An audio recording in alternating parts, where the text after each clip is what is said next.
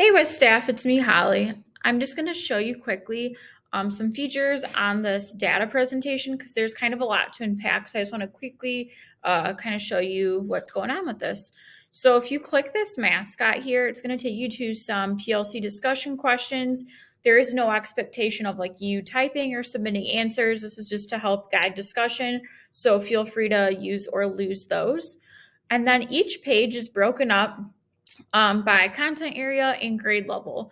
So if you click where it says Math 5 or Math 6, ELA 5, whatever the case is, you're going to see a breakdown there of how your students performed per high priority standard, or just standards in general, but focusing on high priority. So if you click that, it'll open up. And then here you see it broken down by reporting category. So these are the different categories that students are tested on. And then it just says your proficiency. So whereas this gives overall proficiency or overall percent proficient.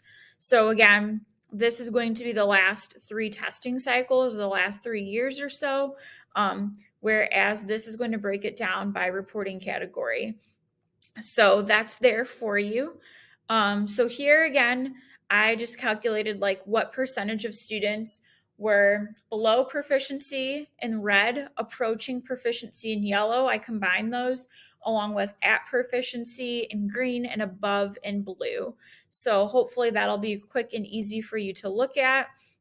And then I circled where this year's proficiency fell. I tried to find some trends for you.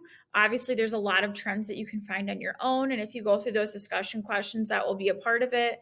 So I tried to focus on what the overall growth was in proficiency from last year to this year. I looked at your high priority standards just to see how we did on those. So if you go back to this document, your high priority standards are going to be highlighted in yellow. So I included the item range from the blueprint. So that just tells you how many questions students will typically get on ILEARN with those questions, whether we said it was high, medium, or low.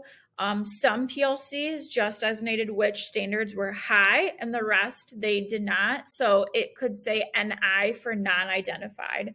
So if it's not high, maybe they didn't identify it as medium or low yet. Then I have your proficiency level. So it breaks it down into 3 categories: borderline, below, and above proficiency. So I have that for last year, last spring, and then this spring. And then I just quickly wanted to make something to where your eye could just quickly go and look at trends. So if you grew in that standard, you have that green arrow. If you were stagnant and you stayed the same as the previous year, it's that purple. And then if there was a decline, it was that red down arrow. So hopefully quickly you can just kind of scroll and then like see where your PLC is at with those particular standards. So I tried to include that too in your trend data. So saying like, did your high priority standards grow, stay stagnant, or decline? And then I looked at the highest percent proficiency for the reporting category. For Math 5 and for ELA 5, I was really interested in looking at the feeder elementary schools that we're getting to see how that kind of factors in.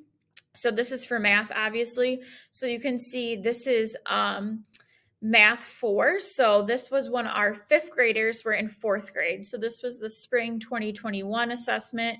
So it's looking at their overall percent proficiency.